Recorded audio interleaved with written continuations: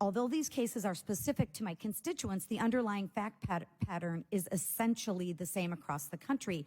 It seems like the IRS is not performing efficiently or effectively. So my question is, why can't the IRS provide taxpayers with quality phone service, at least in my district? And Madam Chairwoman, I appreciate the opportunity to respond. First, I think we did have a tremendously improved filing season from 2022 to 2023 as a result of the infusion of Inflation Reduction Act funds. Specifically, we were able to immediately hire 5,000 new customer service representatives and put them on the phones. So for those that called during filing season, and that's the end of January to mid-April, we were able to answer 87% of those calls with a 3-minute wait time. Now, there's more to do. And some of the issues that you were raising, I was ticking off in my brain different modernization plans that we have underway. So for example, if you file your original tax return electronically and you give us a bank account that we can automatically debit, for those taxpayers, on average, you get your refund within 13 days. That's what we achieved. But if you don't file electronically, now you're in a paper process, and which takes longer. And totally understand that. And look, American taxpayers should have a choice. We would love for them to file online, but if they choose to file on paper. So is your assumption that they're filing on paper, and if they just move to the electronic? I think that would incredibly improve their odds of getting their. I'm talking about the phone service. So whether you file electronically or whether you file paperly, if I call you, I still need to get someone on the phone to speak with. I mean, I just met with a constituent that their information, or they've been trying to get information from you since February. They said that they would get an answer by October 20th. Somebody would call them back with the status of just an answer. It's the 24th. We still haven't had an answer. I mean, this is a small business in our community.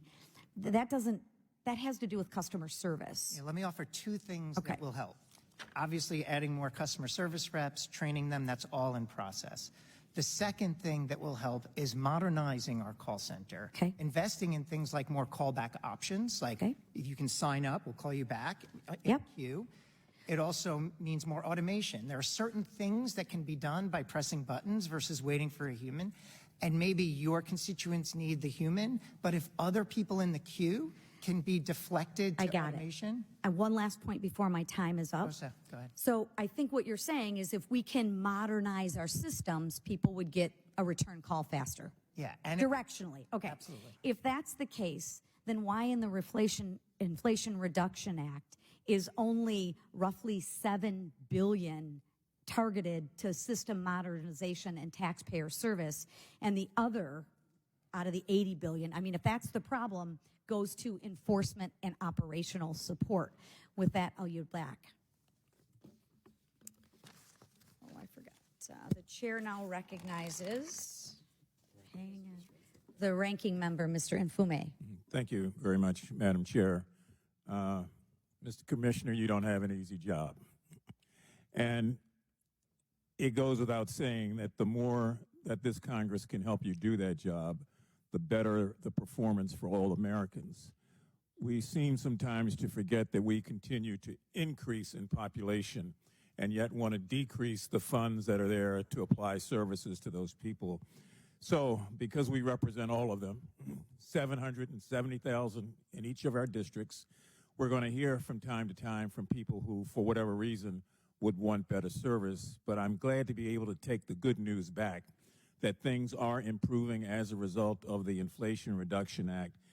And improving may not even be the right word. In some cases, they're absolutely astonishing, some of the peaks that IRS is achieving. Ms. Lucas-Judy, you said there were three things you thought should be highlighted: taxpayer service, performance by the IRS and performance goals, and protection of information. And you've passed this information along to the Commissioner. What are your early readings telling you? Does it look like the IRS is in fact trying to find a way to get to those achievable goals?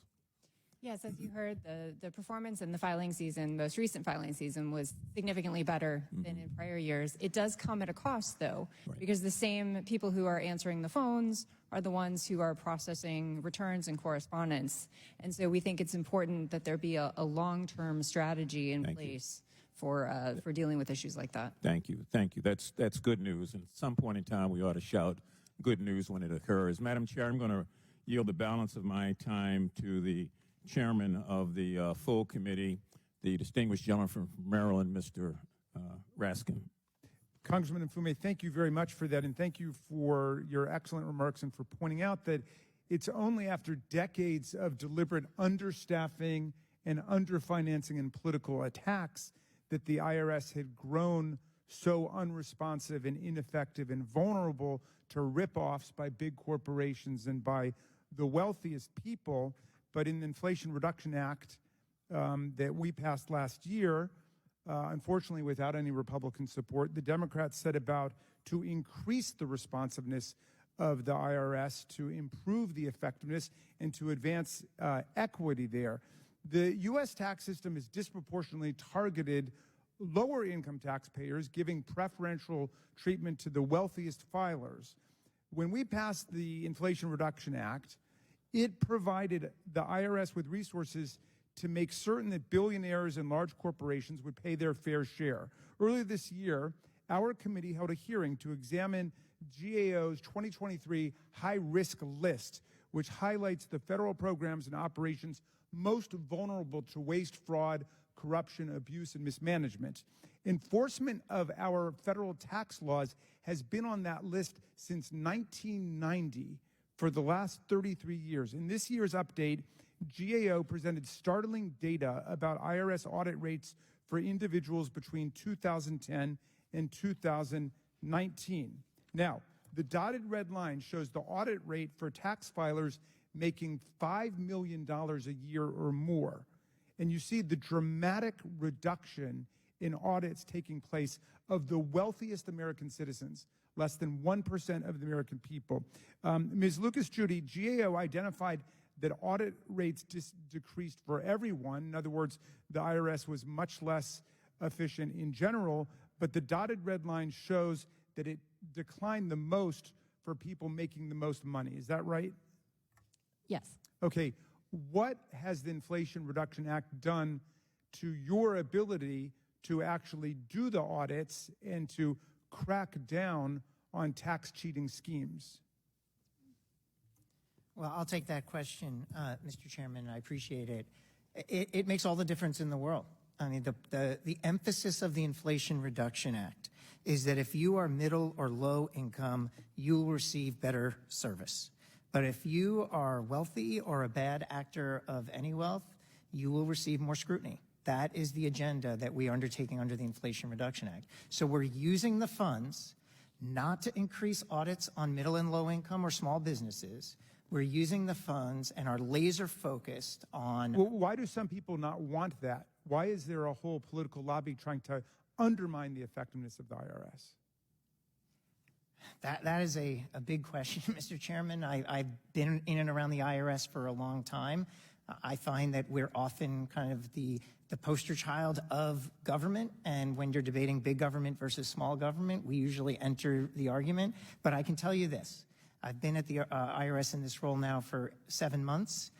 All I find when I get there are absolutely dedicated, passionate public servants that want to do the right thing. They're not perfect. They don't always do it correctly, but they are trying to do the right thing. And we are rallying around this mission, this three-part mission that I've outlined. If you need to reach the IRS, you should be able to reach the IRS. For the wealthy and bad actors, we're increasing scrutiny.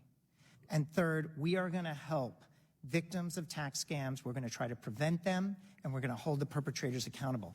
That's the agenda, and that's the focus, and I really want the American people to understand that a well-funded IRS can achieve great things along those three areas. Thank you. Yield back. Thank you. The chair now recognizes Mr. Sessions. Madam Chairman, thank you very much, and I appreciate the ranking member for his questions. With that said, Mr. Commissioner, yesterday we spoke about the effectiveness of the IRS. their ability to adapt themselves to what might be near-term companies that offer wide services, and how they have adapted themselves to technology, to the things that would be necessary to be aware of them offering good customer service. I also talked to you about, and you and I spent a good bit of time talking about questions that you don't want to answer that are extraneous to that matter. And you heard me agree with you. So I am not looking for an answer now, but want you to know that I have penned a letter today to you that will be in the mail.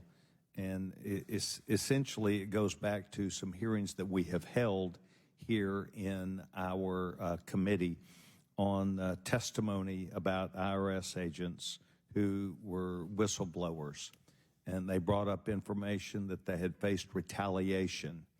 And I want you to know that I'm sending you a letter where we're going to ask you a series of questions about that retaliation, about your involvement, about the agency. We're going to match up your answers with that we have received in detail from these IRS agents who came into contact on a regular basis with the Department of Justice, Department of Treasury, and were overridden on what seemingly could be described as perhaps an imperfect system, but they were held back, what we also see as political reasons. Next, recent court documents talk about how the IRS contractors have released information of number of high-profile people, and we just want to make sure that you answer, just as you have today, about other things that are not going so well, about the steps that you have taken. A GAO will be interested in that. Others will be interested in that. And even things like 3 years ago, the New York Times ran a story about the release of data and information. And we have yet to hear back of specific information pertinent to that about any investigation you may have made. Commissioner, please know this, that we do have problems with the IRS, and we also know the IRS has their own problems of trying to stay up with people and to do things. But we believe that this new money that is coming there should also go directly to fix the problems of people who are honest taxpayers who are trying to get their work done, getting phone calls that come in, training that's necessary to where an answer would be given, to where you strongly identify people. We talked yesterday about this .gov portal that perhaps you're relying on and how ineffective that is. Billions of dollars, hundreds of billions of dollars that went out to people that probably should not have received them based upon data that you were counting on that's fraudulent about those individuals. So I want you to know that we believe that you are under the gun. We believe you do not have the adequate resources, that your computer systems are outdated. With that said, we're also concerned about the integrity of high-value people that you just spoke about. You spoke about the number of people making $5 million not paying taxes. Do you not find out till the end of the year that you're not getting a regular 941, that you're not receiving the information that you receive? Why is it that you cannot look at those people who are these high-value people and make some determination earlier? Well, we're trying to build the infrastructure to be able to do it more effectively. It's not one simple answer. The way in which taxes are evaded, sometimes they're set up in extremely complicated structures using offshore tax havens. Sometimes, as mentioned, it's overstating deductions. It comes in a variety of different forms. And what happened over the 12 years that predated the IRA is, due to budget cuts and lack of investment, we lost track. we fell behind. So for those taxpayers that can hire an army of lawyers and an army of accountants, we fell behind in terms of keeping pace with the complex methods they're using in some cases to shield their income. And now we're catching up. And we're catching up by investing in data scientists and engineers and economists and subject matter experts that are going to help us now keep pace and identify at greater specificity and at greater accuracy where these issues are so we can select the right cases for audit and bring those funds that are due back to the American people. One last question, then I'm going to yield back my time. The gentlewoman, Ms. Lucas Judy, referred to the recommendations and that the IRS has afforded themselves of looking at about 85% of the recommendations. Were recommendations made to you from Ms. Judy to them about these high value accounts, about how to look at that? We've recently issued a report on the partnership audit program and made recommendations that IRS should improve its audit selection models and also make sure that it's defining large, complex partnerships and putting in place measures to assess the effectiveness of the audit program. And what was their response? I believe that they agreed with the recommendations. Thank you very much. I yield back my time, Chairwoman. Thank you. The chair now recognizes Mr. Raskin. Thank you, Chair McLean, for calling the hearing, and also Ms. Porter and Mr. Mfume for their thoughtful remarks today. Look, the American people want a tax system that is simpler, fairer, and more responsive. And I wish that we could have hearings on each of those. I mean, just to take a look at simplicity, for example, I've lived in foreign countries where they don't have a multi-billion-dollar business in H&R Block and all of these companies that are trying to help people understand their taxes. And most people's taxes, 90% of the people's taxes could be done in 15 minutes or 20 minutes, which is what it's like in countries around the world. We should be having a hearing about why we have a $10 billion a year plus business in helping people do what the government should be helping them do instead. But what we've got is one more hearing to beat up on the IRS as part of the program to deconstruct the administrative state, as Steve Bannon promised at the beginning of the Trump administration, and we're right in the throes of it. One can only regard with amazement that any member of the Republican Party today would lecture the commissioner of the IRS about efficiency or organization or anything else. Look at what the Republicans are saying about the Republicans today on Capitol Hill as we live through all of the reverberations of the Chaos Caucus. So, the world is burning around us. We're fiddling. We don't have a strategy. That's Representative Steve Womack, Republican from Louisiana. We're fractured, says a member of this committee, Representative Anna Luna from Florida. It's not a normal majority, says Representative Tom Cole, Republican of Oklahoma. Here's Representative Marjorie Taylor Greene talking about the Republicans. This conference is absolutely broken. Here's Kevin McCarthy, who used to be Speaker before he was deposed by the Republicans. This is embarrassing for the Republican Party. It's embarrassing for the nation. Here's Representative David Joyce from Ohio, who probably sums it up best. We're a party that can't govern. Here's Representative Troy Niels from Texas. We're a broken conference. Representative Tom Emmer said if it were a family, quote, we'd be the most dysfunctional family on the face of the planet. Here's Representative Austin Scott, who ran briefly for Speaker in the speakership sweepstakes taking place right now. It makes us look like a bunch of idiots. And Representative Mark Alford from Michigan, another Republican, we are a ship that doesn't have a rudder right now.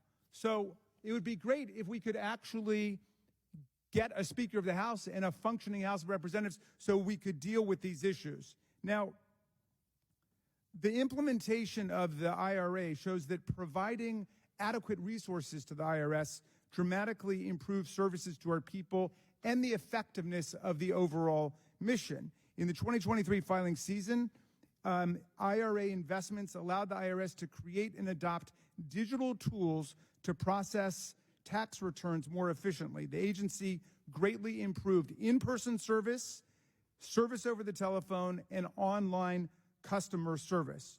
But we know a lot more needs to be done. I have a constituent who came in to see us in August. He and his wife had filed their taxes in April. They got their refund from the state of Maryland in 2 weeks. After 5 months and multiple attempts to get the IRS to send their tax refund, they still couldn't get it. They reached out to my office in desperation, and we were able to work with the taxpayer advocate to make it happen. But nobody should have to go through that experience of bureaucratic lethargy and frustration like that.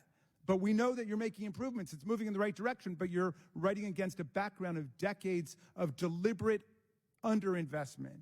Well, the IRA is also making administration of the tax system more equitable. You're hiring experts who can audit and enforce tax laws against big corporations and ultra-wealthy filers who've been able to get away with a lot before that. Commissioner Werfel, how has the IRA allowed IRS to crack down on tax cheats? Is the investment the American people have made paying off in terms of the money we're getting back? It is, Ranking Member Raskin, it absolutely is. And we are putting the money to work today to take a variety of different steps. We're increasing the number of audits on our largest corporations using analytics that we've invested in to make sure that we select the right corporations that are the highest risk of shielding income inappropriately. We've increased the number of audits on complex partnerships, something that GAO has pointed out how anemic our partnership audit rate is. And again, we're using invested new tools and analytics to make sure that we're understanding the types of trends necessary to know where those complex partnerships are that are actually evading taxes, so we improve the efficiency of our audit. And as mentioned earlier, we've launched an effort to get back taxes from millionaires and billionaires. And we've identified 1,600 high priority targets, if you will, of millionaires and billionaires. And we've already collected in the early months over 100 million in back taxes. All of that is IRA money being put to work. And as you mentioned, on the services side, we have a lot of work to do. Building block by building block, we are making changes to our services to make that story that you told a thing of the past. Thank you very much.